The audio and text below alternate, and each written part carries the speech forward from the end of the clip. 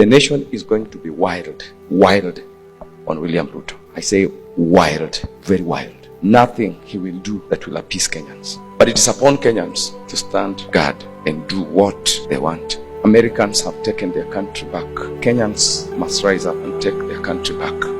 Team Inject, once again, welcome to our channel, or we can say thank you so much for the support you are giving this channel. May Almighty God bless you. And in case you are watching it for the first time, please don't forget to subscribe. Back to business. Last time I shared a certain video ya Prophet, anaitwa Prophet from Says, I think so. Akiongelelea kuhusu Rachel Ruto, ambapo alisema ndiye alikuwa mtu wake wa karibu sana, na alisema kwamba anajua mambo mengi ambapo wakati alijaribu kumwelezea Rachel Ruto hakuweza kuyafuatilia.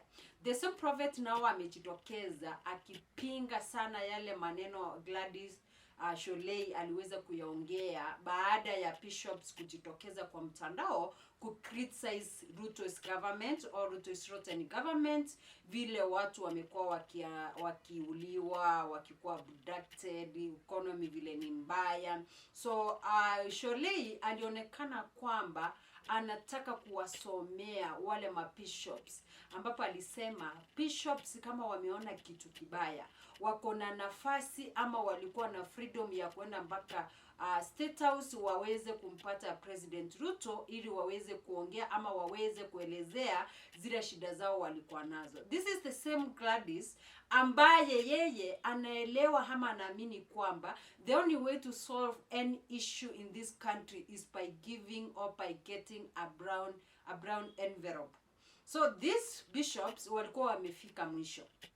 And the way Gladys alikuwa amereact, it's not good at all.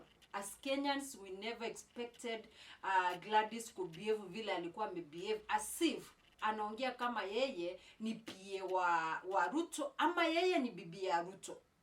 Now this prophet amesema kwamba whatever Gladys did ama spoke against the bishops, ama vitu ambazo amekuwa akiongea kuwahusu mabishop, wanaona kwamba bishop hawafai kuongea. Ameuliza hivi, wakati tuna prophesy inakuanga vizuri mtu ambie tuongee kwa public, but wakati shida inatokea mnataka tuingie chini ya maji ili tusije tukaongea. Amesema yeye haugopi, wataendelea kuongea, na amesema kwamba Gladys awe makini sana, aende akaangalie oncologists, wanaitwa oncologists.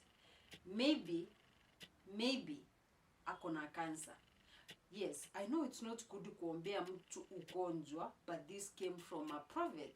I don't know how true it is, but this is a very dangerous remark. Najua wengine wenu hamjaweza kusikia what Gladys had said hapo before. Nataka niwawekee kwanza ya bishop akiongea. Not bishop, ya prophet akiongea, and then I'm going to compile some videos za Gladys vile alikuwa anaongea kutoka hapo nyuma.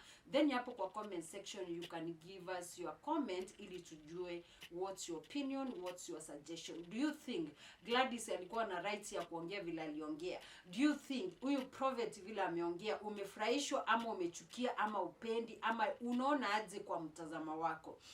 Lakini mimi kile ningependa kusema ni kwamba tunapoongea kwa public tuchunge yale maneno ambayo tunayotoa, especially wakati huu wa Kenya wako na uchungu, wa Kenya wanalia. Sisi zote tunapitia shida. Watu wa chini kabisa sisi tunapitia shida. Wale watu wanajifurahisha hii maisha ni wale watu wako hapa juu. Je, sisi wenye tuko hapa chini, nani atatuinua? At least tuinuke kidogo hivi. Anyway, to my supporters, I can say thank you so much. Let's watch these videos.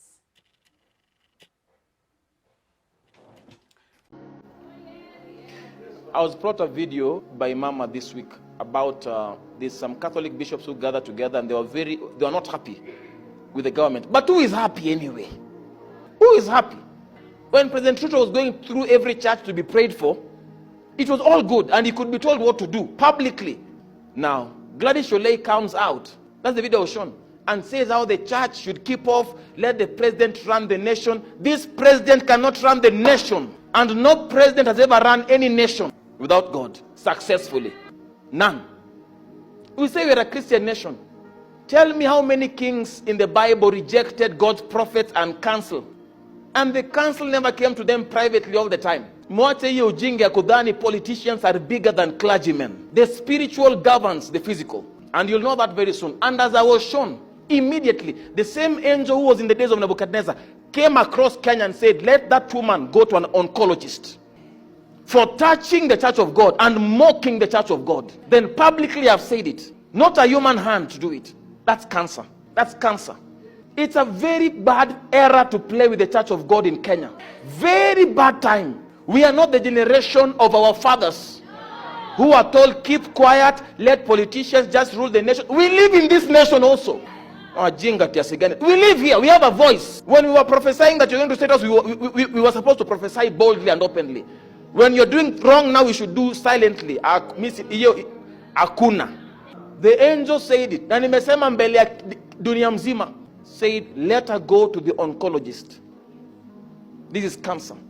For speaking against the church. The same angel who appeared when Nebuchadnezzar was proud. And they said, he'll be taken out. And he was given 1 year to repent. That same angel. When societies, this is how America started going back. Thank God for Trump.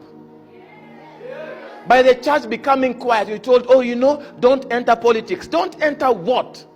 You can't separate the church and politics. You can't.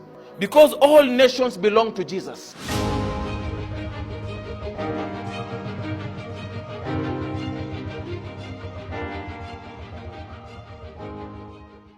I sit them, I cancel them.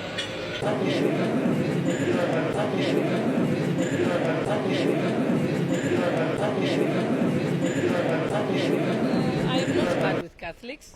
I just was disappointed and heartbroken by the statement that was made by the Catholic bishops. And I say this with a heavy heart because I am a Loreto girl. I went to Loreto Convent Matunda. I hold the Catholic Church in the highest esteem because they have molded me to who I am today. When I listened to the way they spoke, I told myself they've moved away from the spiritual realm, you know, or helping us with our spirituality and moving into politics and playing to the gallery. I believe that if my bishop believes that there are things that are going wrong, they can actually seek an audience with members of parliament and castigate us and tell us the direction that we should go and to pray for us.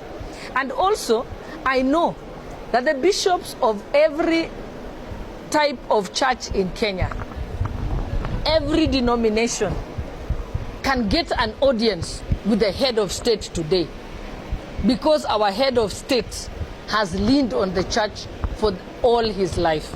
So if really they want to support him and pray for him, then they should have if they ask for an appointment at State House today, the bishops will get an appointment ahead of me. And they can get an audience with the president whenever they seek it. So they could have called the president aside, told him what they believe is going wrong, advised him on what they think should be corrected, and also pledged to pray for him that he may be able to correct whatever they think is going wrong. But when you go and castigate him and the government in public, are you really trying to resolve the problem, or are you trying to play to the gallery and to play into a political realm? That is exactly what they were doing. Because I also believe, even when I have done something wrong, my pastor is not going to go on public television or in front of the church in the pulpit and castigate me. He will ask to see me in his office in church, or he will ask to visit me at my home, and he can be able to tell me off there in my own home privately, because that is what somebody does when they want to correct you. Do you go and stand in public and castigate your friend, and then to make alarming statements that there is anxiety in the country, there is corruption in the country, without stating what exactly is corrupt? If politicians are corrupt, it's very simple. The head of the Ethics and Anti-Corruption Authority is Bishop Oginde. They can be able to go and report us, and then we can be investigated. Because also, they are not teaching us the right way to do things. They are being alarmist. That is exactly what they have done.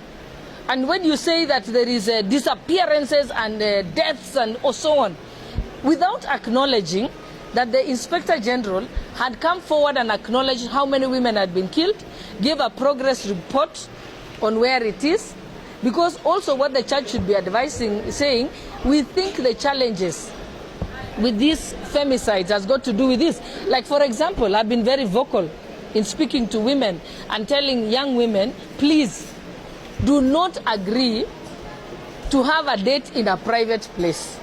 Have it in a public place. You see, I'm teaching them life skills. I'm also telling them, do not allow yourself to go to a place where you are at the mercy of that person. I taught my daughter that always. I say, you don't go on a date to someone's house. You do not go to private parties in someone's house. You can go to a public place. You're safer there. You teach them about the issue that somebody can spike their drink, and you tell them, do not take a drink that you have placed on the table. Be careful. Don't take water anywhere and anyhow, because this is how the world is. Caution them about social media. We always have been telling young people, I know sometimes you communicate with someone on social media until you think you know them. I say, no, you actually don't know them. Because the world has changed. That's how young people communicate. During my time, you met an actual person, and you probably met them with their brother or their sister. So it was real. You could tell the character of the person. But the character that somebody manufactures in the social media is very different. So I would expect the churches to be preaching that. Not saying there is femicides. Help us. I said it pained me that they would go and make a press conference. And I said, these are church leaders who have an open door to State House whenever they want. I said they will get an appointment with the president ahead of me and many other leaders. They will always have an open door. Right. So what I requested, if they really want to resolve the problem, because this is the church is not supposed to be selling doom and telling everybody that things are crumbling and there is anxiety. You know, the church is supposed to sell hope and hold our faith. That is how we are faithful, because it is hope. The whole entire Bible. So when you say hold on, let me finish. Yeah. So, what I was saying is that if they really want to resolve the problem, right. And like we said, 48% of healthcare in Kenya is actually from faith-based churches, right, and private. And usually, they are big stakeholders. So if they have a problem with Chief or Shah, what they should do is seek an appointment with the head of state and say, this is what we see is going wrong. These are our proposed solutions. And this is where we can help in trying to resolve it. That is what the church is supposed to do. They're not just supposed to come and cry and say things are bad and everything is going wrong without giving us a solution. We are looking upon them. They are our spiritual fathers and mothers. They are not in government, Mheshimiwa Speaker. Sorry? They're not in government. I mean, they're no obligation to speak to the president at State House. No, let me tell you, even when I see something going wrong, I don't go and make a press conference about it. Because I have access to the president. That's what I'm saying. It is okay, you can have difference of opinion on how to approach issues, but is there anything wrong in the church bishops coming together to give a press statement on what they think is the state of the nation? From listening to their statement, they simply used very lofty words, anxiety. If they were crumbling education. They just used very big words. Is there a problem in the education sector? No, I want them to say, they should have been more specific. They should just say, the challenge is A, B, C, D, and these are the solutions that we think we should be proposing. But don't just say anxiety, crumbling, failure, odd billions. Deputy Speaker, I thought they were very particular. Violation of human rights and freedom of speech, abductions, talking about the situation of the June 25th and events after that. They're talking about culture of lies, NHF, and kept promises and misplaced priorities. They have gone into the detail to say that... Those are not specifics. Those are just English words. I'm saying when the government fails to fulfill... They are descriptive words, they are not I just want to read specific. Your paragraph. When the government fails to fulfill its promises, particularly concerning payments to essential service providers, it harms vulnerable communities. This is the case with NHIF. The neglect of faith-based organizations, hospitals, now owed billions in dues, is an issue we have addressed constantly, even with the president. And you're saying that they should have gone to speak to the president at State House. Yes, and also, by the way, good manners and proper ethics is if I've had a conversation with the head of state over a problem, I then don't go in public and announce it. First of all, that's just bad manners. How about when it's unprofessional. But hold on. What I also wanted them to say is that the government has acknowledged, even in Parliament, saying if you're truthful, acknowledge that something has been done, and then say, but this is a shortfall. You know, the interesting bit is that you're saying they should have gone to speak to the president. They are saying they have spoken to him and there has been no solution. Okay, let's assume that they don't want to speak to the president anymore because they're not getting any solutions. Then I'm saying then they should have been factual and confirmed that we raised the issue of non-payment. The total amount is this. And so far... Don't look far. Madam Sholei is the deputy speaker. She's the deputy speaker. Yes. And she's telling you that it is within our rights to question. When she has uttered the word "we" like 8 times. Is she speaking for the legislature or the executive? The debate is about the executive and the judiciary. No, political leaders. Madam Sholei have known for so long. Political leaders have spoken about She's a brilliant lawyer and a very reasonable person. But she has drunk from a poisoned well.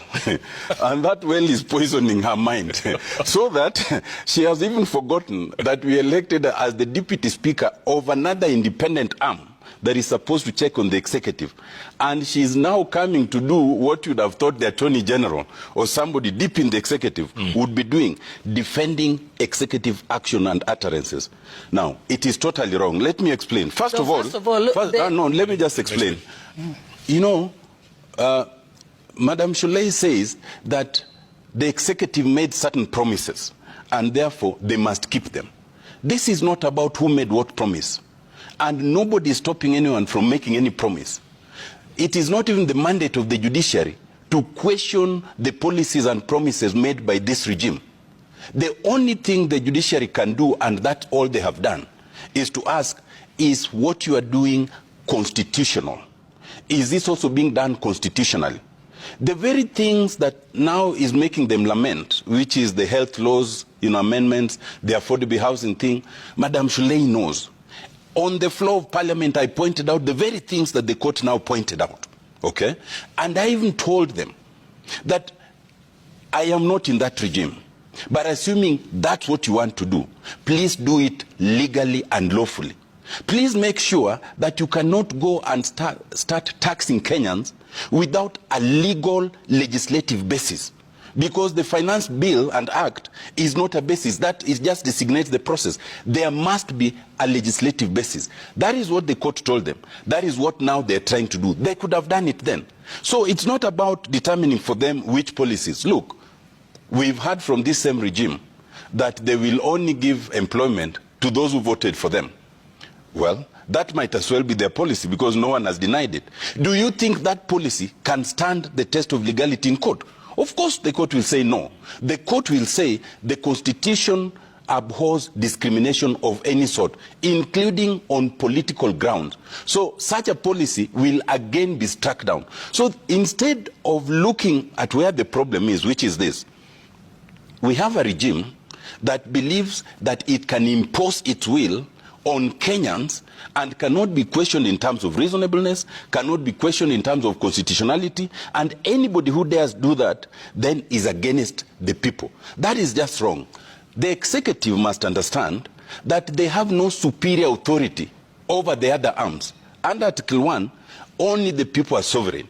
And in fact, if you look at the hierarchy, it is Parliament that is mentioned first.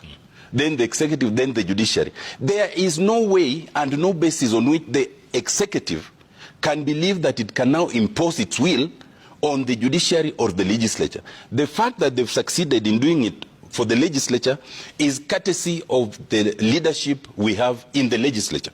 But I'm glad that the leadership in the judiciary is resisting that takeover. And I think and I applaud you. Now, coming back to whether you should correct, you should talk to your editors. Yes. This is splitting hairs.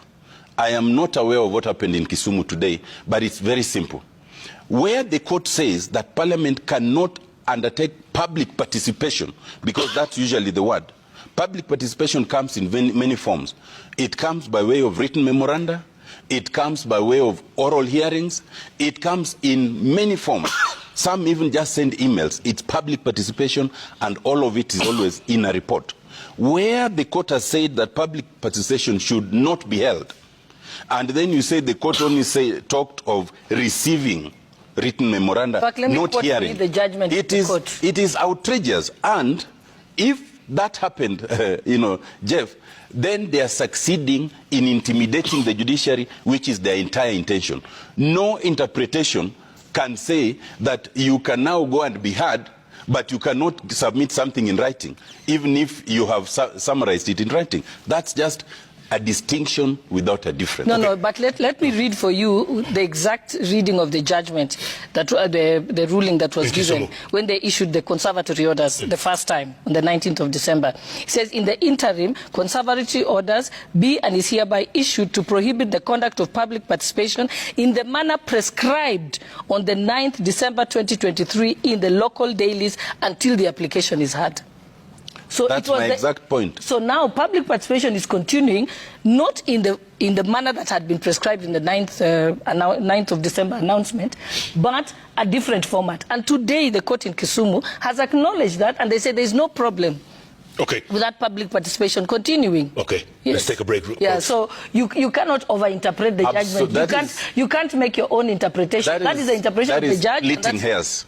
The essence is public participation, and either it is stopped or it is not. But you're not when you are conducting a hearing, yes, and somebody like you, Jeff, you come with something written, yes, and you explain it in summary, and then you say the full dossier is here. How will I tell you that you cannot submit what you've actually just summarized?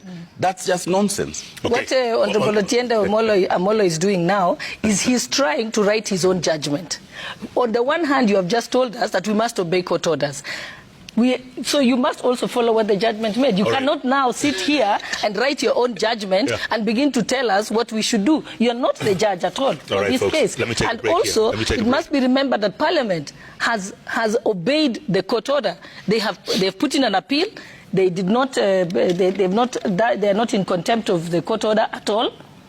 But you are making an extension. If they have obeyed, why are they appealing? You can't obey. You can't appeal what you've obeyed.